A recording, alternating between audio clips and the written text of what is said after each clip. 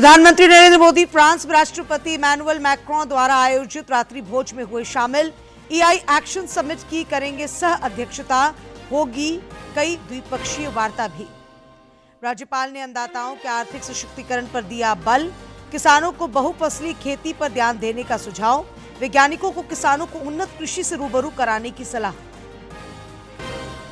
राष्ट्रपति द्रौपदी मुर्मू के 14 फरवरी से राज्य के प्रस्तावित 2 दिवसीय दौरे की तैयारियों का मुख्य सचिव ने लिया जायजा, चाक चौबंद व्यवस्था रखने के निर्देश। और जैक बोर्ड की परीक्षाएं शुरू, पहली पाली में मैट्रिक की परीक्षा जारी, दूसरी पाली में 2 बजे से शुरू होगी इंटरमीडिएट की परीक्षा।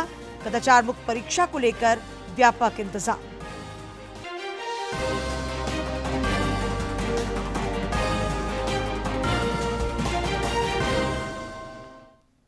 नमस्कार, खबरें झारखंड में आपका स्वागत है। मैं हूं डॉक्टर शीता आनंद और अब समाचार विस्तार से। प्रधानमंत्री नरेंद्र मोदी फ्रांस दौरे के क्रम में विभिन्न कार्यक्रमों में शिरकत कर रहे हैं। पेरिस में फ्रांस के राष्ट्रपति इमैनुअल मैक्रों द्वारा आयोजित रात्रि भोज में भी वे शामिल हुए। इस दौरान फ्रांस के राष्ट्रपति ने उनका गर्मजोशी से स्वागत किया। श्री मोदी पेरिस में एआई एक्शन समिट की सह अध्यक्षता करेंगे। प्रधानमंत्री फ्रांस में पहले भारतीय वाणिज्य दूतावास का भी उद्घाटन करेंगे और कई प्रमुख द्विपक्षीय वार्ताओं में भाग लेंगे। प्रधानमंत्री नरेंद्र मोदी फ्रांस की यात्रा पर हैं। उनके पेरिस पहुंचने पर एयरपोर्ट पर फ्रांस के रक्षा मंत्री सेबेस्टियन लेकोर्नो ने उनकी अगवानी की। प्रधानमंत्री को गार्ड ऑफ ऑनर दिया गया। प्रधानमंत्री मोदी फ्रांस के राष्ट्रपति मैक्रों के साथ एआई एक्शन शिखर सम्मेलन की सह अध्यक्षता करने वाले हैं। सम्मेलन के दौरान सुरक्षा के मद्देनजर एआई के खतरे, एआई नियंत्रण, एआई की सेवाएं और उसके फायदे सभी देशों के द्वारा समान रूप से उपयोग में लाए जाने को लेकर चर्चा होनी है। सम्मेलन में 100 से अधिक देश हिस्सा ले रहे हैं। कई देश के प्रमुख, सरकार प्रमुख और कई बड़ी कंपनियों के सीईओ इस समिट में हिस्सा ले रहे हैं। कृत्रिम बुद्धिमत्ता यानी कि एआई के बढ़ते प्रभाव को देखते हुए भारत कई स्टार्टअप और तकनीक को विकसित करने पर जोर दे रहा है। रोबोटिक्स हो, हेल्थ केयर हो या ट्रांसलेशन में भारत के कई एआई स्टार्टअप काम कर रहे हैं। प्रधानमंत्री नरेंद्र मोदी इसे और विस्तार देना चाहते हैं और निवेश को भारत में आकर्षित करना चाहते हैं। इससे पहले प्रधानमंत्री नरेंद्र मोदी के पेरिस पहुंचने पर उनकी अगुवाई करने फ्रांस के रक्षा मंत्री एयरपोर्ट पहुंचे। प्रधानमंत्री के होटल पहुंचने पर भारतवंशियों ने भी उनका भव्य स्वागत किया। लोगों में जबरदस्त उत्साह देखने को मिल रहा है। यही उत्साह प्रधानमंत्री मोदी के होटल पहुंचने पर भी लोगों में दिखाई दिया। जोश है प्रधानमंत्री के लिए। आप बताइए कैसा लग रहा था प्रधानमंत्री को देख के? जी, ये जोश और उत्साह बिल्कुल पीक ऊपर है और मोदी जी को मिलने का उत्साह की तो कुछ बात ही नहीं हो सकती है। और मोदी जी जब से आए हैं तब से सनातन हिंदू मंदिर का पूरे विश्व में डंका बन रहा है, हमारे सनातनी हिंदुओं का। और इधर पेरिस में भी बहुत बड़ा मंदिर बनने वाला है। तो आप सबसे प्रार्थना है कि आप सब लोग जुड़िए पेरिस। कैसा लगा प्रधानमंत्री से मिलकर? एक्साइटमेंट, बस एक्साइटमेंट है। What about you? So happy to see the Prime Minister Modi. It's an honor. Thank you very much. Thank you. It is a proud moment. आपको कैसा लगा? बहुत अच्छा लग रहा है, एक प्राउड मोमेंट है क्योंकि हम भी यहाँ पे पेरिस में रहते हैं। मोदी जी को देख के, उत्साह देख के बहुत अच्छा। बहुत ज्यादा हम तो यही चाहते हैं कि फ्रांस के भी प्रेसिडेंट मोदी जी क्रेज देखिए। We are IT guys. We welcome Modi ji for the IT AI summit here in Paris. और we represent the IT force working in Paris. हम लोग बिजनेसमैन हैं। हम गुजरात को सपोर्ट करेंगे, पूरी इंडिया को सपोर्ट करेंगे, पूरे देश को, पूरे वर्ल्ड को सपोर्ट करेंगे। मोदी जी मेरे को जोश है, क्या जोश है, देख सकते हैं। प्रधानमंत्री नरेंद्र मोदी पहुंच चुके हैं पेरिस में और जोश जो है आपने सच में बोल रहा है पेरिस से। क्या बस राकेश के साथ में तापस भट्टाचार्य, दूरदर्शन समाचार, पेरिस। दिल्ली में आयोजित इंडिया एनर्जी वीक को प्रधानमंत्री नरेंद्र मोदी ने वर्चुअल माध्यम से संबोधित किया। इस दौरान उन्होंने कहा कि भारत तेज गति से आगे बढ़ रहा है और यहां एनर्जी सेक्टर में कई संभावनाएं हैं।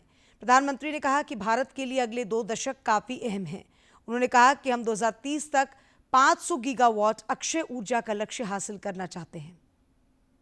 भारत ग्लोबल सस्टेनेबिलिटी के लिए कमिटेड है।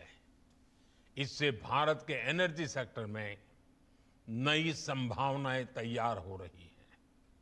साथियों, विकसित भारत के लिए अगले 2 दशक बहुत अहम है और इसमें आने वाले 5 साल में हम अनेक बड़े पड़ाव पार करने वाले हैं।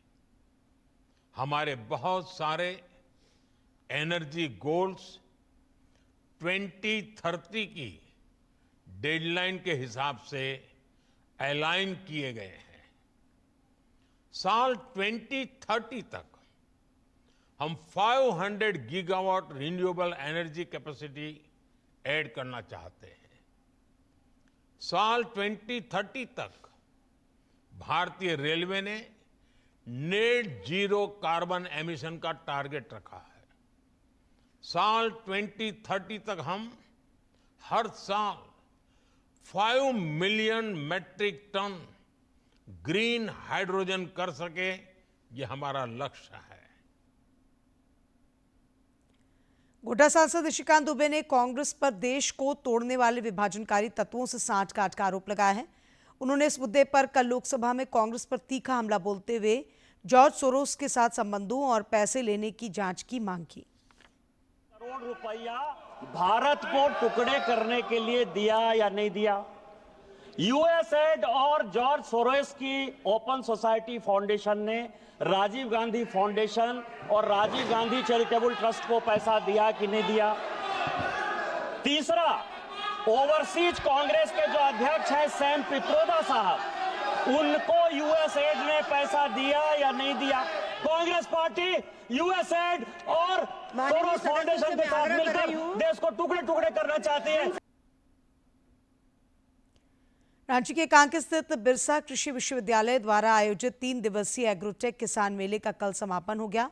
राज्यपाल संतोष कुमार गंगवार ने समापन समारोह को संबोधित करते हुए कृषि विकास और किसान कल्याण पर जोर दिया।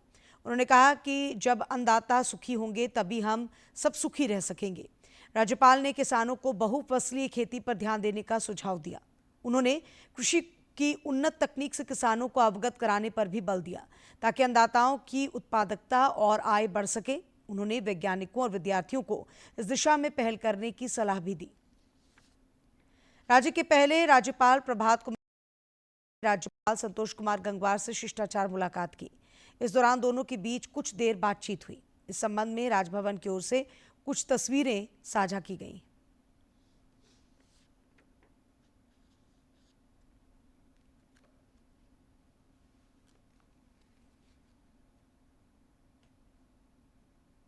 पलामू के सांसद विष्णु दयाल राम ने कल नई दिल्ली में रेल मंत्री अश्विनी वैष्णव से मुलाकात की। इस दौरान उन्होंने पलामू संसदीय क्षेत्र के अंतर्गत यात्री सुविधाओं में बढ़ोतरी करने सहित रेल परियोजनाओं पर रेल मंत्री के साथ विस्तृत चर्चा की। भाजपा के प्रदेश अध्यक्ष बाबूलाल मरांडी ने चुनावी वादों पर एक बार फिर राज्य सरकार को घेरा है। उन्होंने आरोप लगाया कि राज्य सरकार की घोषणाएं कागजी साबित हो रही हैं और जमीनी स्तर पर उनका कोई अता पता नहीं है। श्री मरांडी ने कहा कि राज्य की लाखों महिलाओं को जनवरी माह के मैया सम्मान योजना की सहायता राशि का भुगतान नहीं हुआ है। उन्होंने कहा कि चुनाव के समय और उसके फौरन बाद सरकार ने रोजगार को लेकर बड़े बड़े वादे किए थे, लेकिन अब तक घोषणा अनुरूप सरकार एग्जाम कैलेंडर नहीं बना पाई है। जेपीएससी अध्यक्ष की भी नियुक्ति नहीं हो सकी है। विधानसभा चुनावों में करारी हार के बाद आजसू पार्टी नए सिरे से संगठन को मजबूत करने में जुटी है। इस सिलसिले में पार्टी के केंद्रीय अध्यक्ष सुदेश कुमार महतो ने जमशेदपुर में कोल्हान प्रमंडल स्तरीय कार्यकर्ताओं के साथ बैठक की। बैठक के बाद पत्रकारों से बातचीत में श्री महतो ने कहा कि आजसू पार्टी ने संगठन को विस्तार देने और सबसे निचले स्तर की इकाई को मजबूत करने का कार्य प्रारंभ किया है।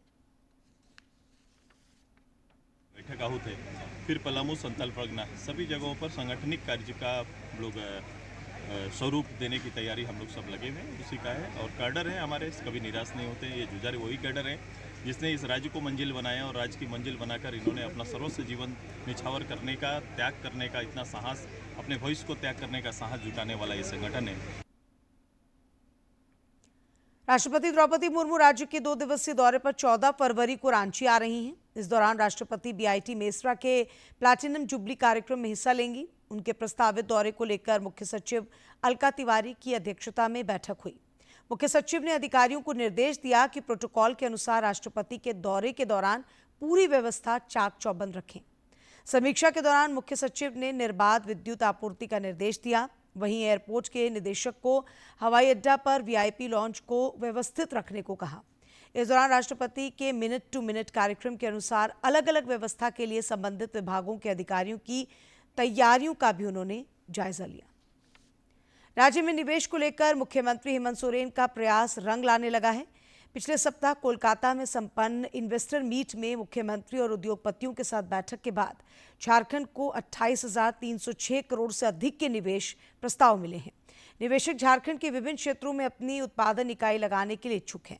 इनमें से कुछ के प्रस्ताव स्वीकृत भी किए जा चुके हैं। इन प्रस्तावों से राज्य में परोक्ष और अपरोक्ष रूप से 17,823 लोगों को रोजगार मिलेगा। इधर मुख्य सचिव अलका तिवारी ने कल रांची में सिलसिले में उद्योग निदेशालय के साथ हाई पावर कमेटी की बैठक की। इस दौरान उन्होंने उद्योग निदेशालय को राज्य में उद्योग लगाने के लिए उद्यमियों को बेहतर माहौल देने का निर्देश भी दिया है।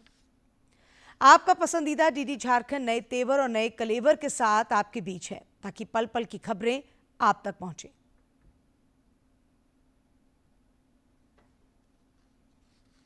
आपका अपना पसंदीदा डीडी झारखंड, गांव से लेकर कस्बों और शहरों तक की है धड़कन। सटीक, विश्वसनीय और तेज खबरों का भी है आईना।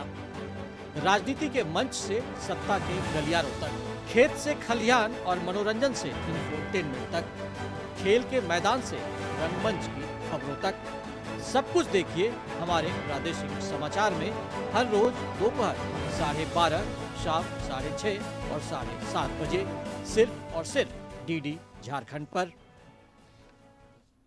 बॉलीवुड की मशहूर अभिनेत्री दीपिका पादुकोण ने परीक्षा पे चर्चा कार्यक्रम में छात्रों के साथ बातचीत में मानसिक स्वास्थ्य और परीक्षा के दौरान तनाव और चिंता पर काबू पाने के बारे में विशेष बातचीत की। आप पूरा कार्यक्रम 12 फरवरी को सुबह 10 बजे डीडी न्यूज पर देख सकते हैं। The one and the only Deepika Padukone.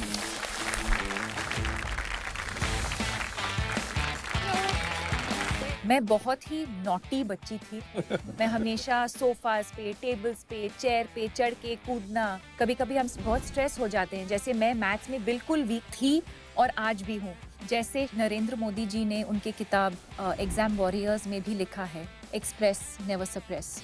So always express yourselves, whether it's with your friends, family, parents, teachers, journaling is a great way to express yourself. मैं बस काम करती गई और एक दिन ऐसे आया जब मैं बेहोश हो गई और कुछ दिनों के बाद रियलाइज हुआ कि मुझे डिप्रेशन हुआ था।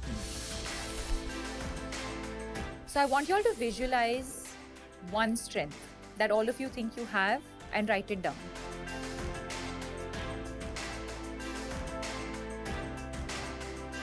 How amazing this activity is. You realize there are so many things that you're actually good at. I want you guys to tell us, what did you learn to do? To always carry a smile on your face. You just have to look into yourself and find your biggest strengths. I would also like to thank the Honorable Prime Minister for giving us this platform to really come out as exam warriors and not warriors. I want to wish all of you the very best, and to do your best, take adequate rest.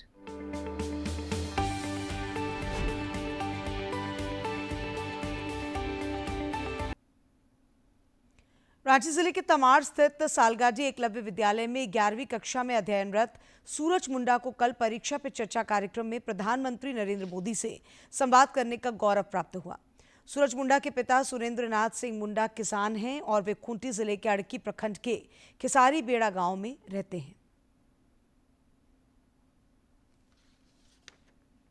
प्रधानमंत्री ने कल परीक्षा पे चर्चा कार्यक्रम में जिन 36 विद्यार्थियों से संवाद किया, उसमें रांची जिला के तमाड़ स्थित एकलव्य विद्यालय के सूरज मुंडा भी शामिल थे।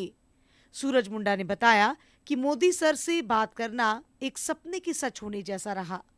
प्रधानमंत्री ने उनके स्कूल के सभी बच्चों का हाल जाना और परीक्षा की तैयारी के बारे में भी जानकारी ली। मैं बहुत गर्व महसूस कर रहा हूँ। मुझे वहाँ परीक्षा पे चर्चा प्रोग्राम में जाने का मौका मिला और प्रधानमंत्री श्री नरेंद्र मोदी जी से मिलने का मौका मिला। कहाँ घर? सूरज ने बताया कि संवाद के क्रम में उन्होंने प्रधानमंत्री से परीक्षा तैयारी को लेकर समय प्रबंधन के बारे में सवाल पूछा, जिस पर मोदी सर ने महत्वपूर्ण टिप्स दिए। उनसे ये सवाल किया कि परीक्षा पे हम अपने टाइम कैसे मैनेज कर सकते हैं, और वे जवाब दिए कि हम जो सवाल जानते हैं उन्हें पहले करें और उतना ही समय दें उन्हें जितना ज़रूरी है, और जो कठिन प्रश्न हैं उन्हें हम आखिरी में करें और जब समय बच जाए तो ही करें। इधर एकलव्य मॉडल आवासीय विद्यालय के प्रिंसिपल अभिजीत कुमार ने कहा कि प्रधानमंत्री की परीक्षा पे चर्चा कार्यक्रम में सूरज मुंडा का शामिल होना क्षेत्र के सभी लोगों के लिए गर्व की बात है।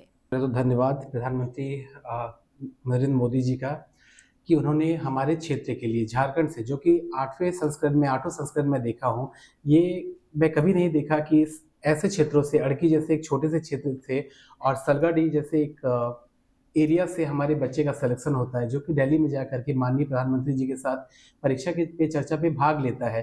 तो ये सिर्फ हमारे स्कूल के लिए ही नहीं, बल्कि ये पूरे झारखंड के लिए गौरवान्वित करने की बात है।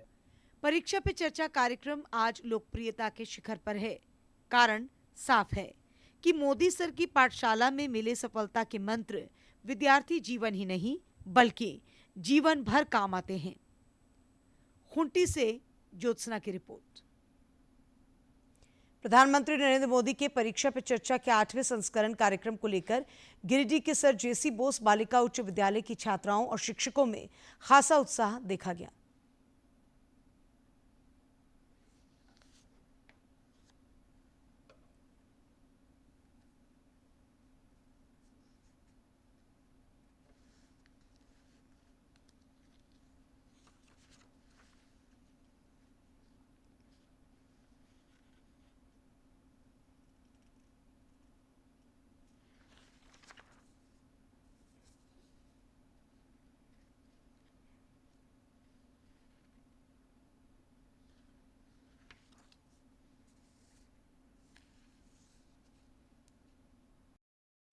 परीक्षा पे चर्चा को लेकर गिरिडीह के सर जेसी बोस की छात्राएं काफी उत्साहित नजर आईं। उन्होंने स्कूल में इस कार्यक्रम को देखा और सुना।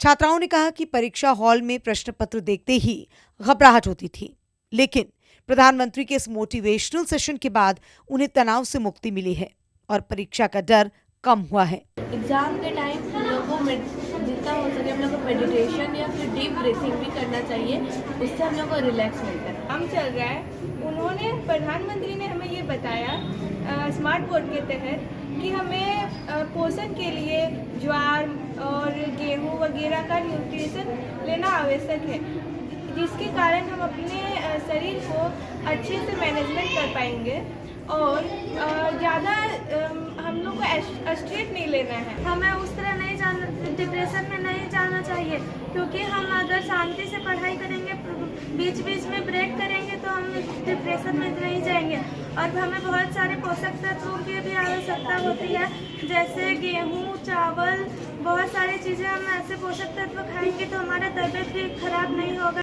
परीक्षा पे चर्चा कार्यक्रम को विद्यालय के प्राचार्य मुन्ना प्रसाद कुशवाहा ने भी देखा और सुना। उन्होंने प्रधानमंत्री नरेंद्र मोदी की बातों की सराहना करते हुए कहा कि छात्र छात्राओं के लिए बहुत ही उपयोगी साबित हुआ है और इसका उन्हें लाभ भी मिल रहा है। सिर्फ एक दिन के लिए नहीं है ना, परीक्षा हमारे पूरे जीवन भर है ना, नित्य नई कुछ ना कुछ परीक्षाएं चलती रहती है, तो हमें हर परीक्षा को बराबर इम्पोर्टेंस देते हुए आगे बढ़ना है ना। इन सारे बातों को प्रधानमंत्री डिस्कस करते हैं, जिससे बच्चे काफ़ी लाभान्वित होते हैं। इस बार भी छात्र छात्राएं इसका लाभ उठाकर तनाव रहित माहौल में परीक्षा में भाग लेंगे। परीक्षा की तैयारी तो साल भर पढ़ के कर ही लेते हैं, लेकिन जब अंतिम समय आता है तो बच्चे स्ट्रेस से इतना भर जाते हैं, इतना भयभीत हो जाते हैं परीक्षा के नाम से, कि बच्चे परीक्षा में ठीक से अपना काम नहीं कर पाते हैं और रिजल्ट उनका खराब हो जाता है। ये प्रधानमंत्री का सराहनीय कार्य है, प्रोग्राम है, जिसके माध्यम से बच्चे को बहुत ही फायदा हो रहा है। प्रधानमंत्री की इस पहल से शिक्षा वर्ग में खुशी का माहौल देखा जा रहा है। खासकर छात्र छात्राएं पीएम की इस पहल से परीक्षा के प्रेशर से दूर होते नजर आ रहे हैं। गिरिडीह से रमेश कुमार प्रभाकर की रिपोर्ट।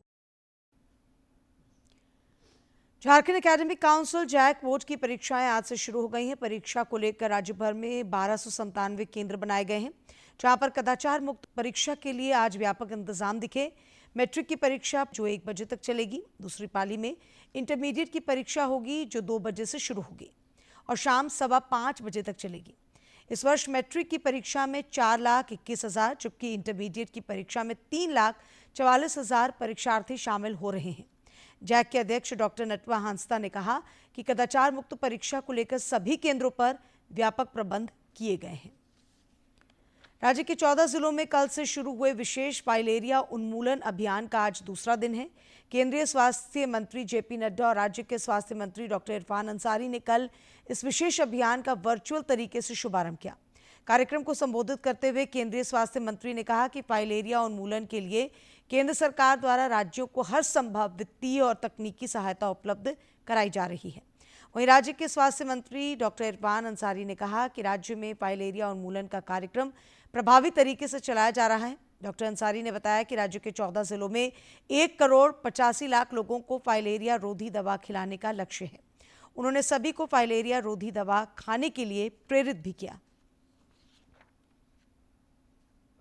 और सर मेरा मांग होगा कि सर केंद्र सरकार जो है झारखंड पर विशेष फोकस करे सर, और झारखंड को विशेष आवश्यकता है मेडिकल के क्षेत्र में अच्छा करने का।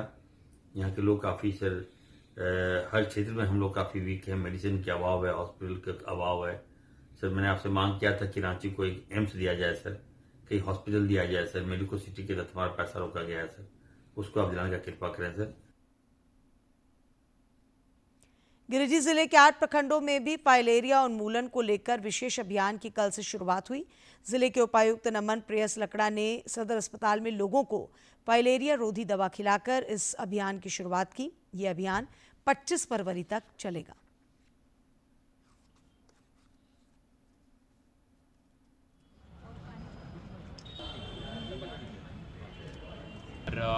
फाइलेरिया एक ऐसा बीमारी है जिससे कि हमारे हाथ, पैर, स्तन, हाइड्रोसिल इससे संबंधित फूलने की बीमारी होती है, जो कि काफ़ी आमतौर पे हाथी पांव के नाम से जाना जाता है। हम लोग ये सभी से अनुरोध करना चाहते हैं कि इसका बचाव ही सर्वश्रेष्ठ उपाय है, लेकिन अगर कोई इससे ग्रसित होते हैं तो अपने निकटतम स्वास्थ्य केंद्र में आके इसका इलाज जरूर कराएं। फाइलेरिया उन्मूलन के तहत मास ड्रग एडमिनिस्ट्रेशन की देवघर में भी कल शुरुआत हुई। उपायुक्त विशाल सागर ने स्थानीय आर मित्रा स्कूल में अभियान की शुरुआत करते हुए स्वयं एल्बेंडाजोल की गोली खाकर सभी को इस विशेष अभियान से जुड़ने के लिए प्रेरित किया। एक पौष्टिक आहार हमेशा आवश्यक। गड्ढे हैं या टूटे हुए हम के रूप में एक साक्षी के रूप में रहेगा। जुकाम हो जा रहा है या परिवार में किसी भी, जो दोनों दवाइयां हैं वो 2 वर्ष के ऊपर वाले कोई भी व्यक्ति हैं उनको खाना आवश्यक है। डीईसी ये है कि 1 टैबलेट दी जाती है और फिर एज जैसे जैसे लोगों की बढ़ती है 15 वर्ष से ऊपर उसमें 3 टैबलेट्स दी जाती हैं। अल्बेंडाजोल जो है वो हमेशा 1 टैबलेट खिलाई जाती है। तो बच्चों को ये समझ होना बहुत आवश्यक है कि उनको ये दवा खाना ज़रूरी है। यहाँ पे सर्वप्रथम मेरे द्वारा दवाई खा के उनको प्रेरित किया गया है, सिविल सर्जन साहब के द्वारा दवाई खा के प्रेरित किया गया है कि दवा पूर्णतः सेफ है। इसको यदि खाएंगे तो किसी प्रकार का कोई हानि नहीं है इसमें। रांची के अशोकनगर क्लब सभागार में हास्य नाटक सैया भय कोतवाल का मंचन किया गया। सांस्कृतिक संस्था एक्सपोजर द्वारा आयोजित और संजय लाल द्वारा निर्देशित इस नाटक को देखने के लिए यहां बड़ी संख्या में रांची के कला प्रेमी इकट्ठा हुए। नाटक सैया भय कोतवाल का मंचन किया गया। हास्य रस से भरपूर इस नाटक का राजधानी वासियों ने भरपूर आनंद उठाया। कलाकारों के जीवंत अभिनय ने सभी को लूट-पोट कर दिया। अरे मैं ना इन बड़े लोगों की जान दुनियादारी में कहाँ अटकती है, इनकी जान तो अटकती है कुर्सी में। सोचते हैं अगर हम मर गए तो इस पर कौन बैठेगा। लेकिन तू चिंता मत कर, मैंने आज ही बजरंग बली को 1.25 किलो लड्डू चढ़ा दिया है और कह दिया है प्रभु अगर 1 महीने के अंदर अंदर ये कोतवाल नहीं मरा तो मैं समझूंगा दुनिया में हनुमान है ही नहीं। अशोकनगर क्लब के सचिव प्रदीप कुमार ने बताया कि शहरवासियों के मनोरंजन के लिए यहां बीच-बीच में सांस्कृतिक कार्यक्रमों का आयोजन किया जाता है। कोशिश हम लोग की यही रहती है किसी भी तरह के तनावपूर्ण स्थिति से न हो, और बाल बच्चे जिनके बाहर हैं, बड़े बुजुर्ग लोग यहाँ पर रह रहे हैं, तो उनके इंटरटेनमेंट के लिए और उनके खुशी के लिए हम लोग ये सब प्रोग्राम करते रहते हैं। मौके पर मौजूद जाने माने रंगकर्मी विनोद कुमार ने कहा कि नाटक और लघु फिल्मों को प्रमोट करने के लिए केंद्र सरकार की ओर से कई कार्यक्रम चलाए जा रहे हैं। हालांकि उन्होंने यह भी कहा कि झारखंड में स्टेज कलाकारों को और अधिक प्रोत्साहित करने की जरूरत है। झारखंड में थोड़ी समझ कम है इसकी, इसलिए आप देखते हैं कि यहाँ नाटक कम होते हैं, लेकिन आजकल नाटकों की तो बाढ़ ही हुई रांची है झारखंड में, लेकिन वो नाटक ज़्यादातर सरकारी पैसे का अनुदान पर हो रहा है। लेकिन हम लोग जब नाटक करते थे तो हम लोग खुद करते थे, अपने पैसे से नाटक करते थे। टेलीविजन और मोबाइल के इस दौर में मंच पर अभिनय देखने का अवसर बड़ी मुश्किल से मिलता है। ऐसे में अशोकनगर क्लब की यह पहल तारीफ के काबिल है। दूरदर्शन समाचार के लिए रांची से अवधेश गौतम की रिपोर्ट। राज्यपाल संतोष कुमार गंगवार के निर्देश पर राजभवन उद्यान को आम नागरिकों के भ्रमण और परिदर्शन के लिए 6 फरवरी से 12 फरवरी तक खोला गया है। 5वें दिन कल तक 1,20,000 से अधिक लोगों ने राजभवन का उद्यान का भ्रमण और परिदर्शन किया है। आम लोग सवेरे 10 बजे से दोपहर बाद 3 बजे तक राजभवन उद्यान का भ्रमण कर सकते हैं। रांची मिलिट्री स्टेशन में आज से 2 दिवसीय पूर्वी कमान अलंकरण समारोह आयोजित किया जा रहा है। अलंकरण समारोह के मद्देनजर आज शौर्य संध्या का आयोजन होगा। इस दौरान हेलीकॉप्टरों द्वारा fly past, martial art, army band, symphony fusion की प्रस्तुति और भव्य आतिशबाजी होगी। अलंकरण समारोह के दौरान कुल 42 पुरस्कार विजेताओं को सम्मानित किया जाएगा, जिसमें वीरता के 21 और विशिष्ट सेवा के लिए 5 सेना पदक शामिल हैं। वहीं 2 को बार-2 सेना पदक, 2 सैनिकों को युद्ध सेवा पदक, 1 को बार-2 विशिष्ट सेवा पदक और 11 को विशिष्ट सेवा पदक दिए जाएंगे। इसके अलावा 45 सैन्य इकाइयों को GOC INC पूर्वी कमान इकाई प्रशंसा से सम्मानित किया जाएगा। सेना पदक पाने वाले नायब सूबेदार सुल्तान सिंह और मेजर मानिक सिंह ने दूरदर्शन से खास बातचीत में इस सम्मान का श्रेय अपनी पूरी टीम को दिया।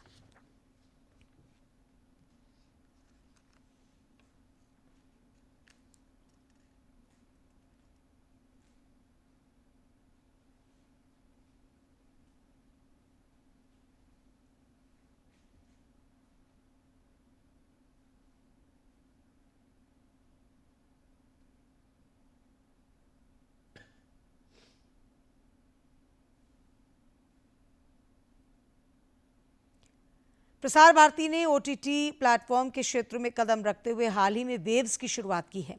ये डिजिटल मीडिया और OTT दर्शकों को एक संपूर्ण इंफोटेनमेंट इकोसिस्टम देता है।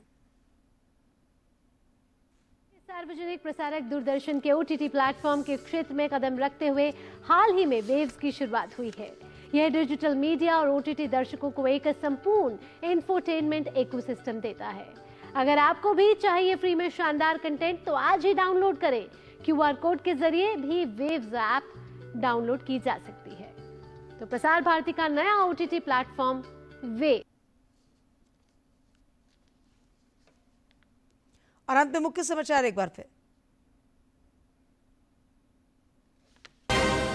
प्रधानमंत्री नरेंद्र मोदी फ्रांस में राष्ट्रपति इमैनुअल मैक्रों द्वारा आयोजित रात्रि भोज में हुए शामिल। EI एक्शन समिट की करेंगे सह अध्यक्षता, होगी द्विपक्षीय वार्ता भी। राज्यपाल ने अन्नदाताओं के आर्थिक सशक्तिकरण पर दिया बल, किसानों को बहुफसलीय खेती पर ध्यान देने का सुझाव, वैज्ञानिकों को किसानों को उन्नत कृषि से रूबरू कराने की सलाह। राष्ट्रपति द्रौपदी मुर्मू के 14 फरवरी से राज्य के प्रस्तावित 2 दिवसीय दौरे की तैयारियों का मुख्य सचिव ने लिया जायजा, चाक चौबंद व्यवस्था रखने के निर्देश। और जैक बोर्ड की परीक्षाएं शुरू, पहली पाली में मैट्रिक की परीक्षा जारी, दूसरी पाली में 2 बजे से शुरू होगी इंटरमीडिएट की परीक्षा। कदाचार मुक्त परीक्षा को लेकर व्यापक इंतजाम।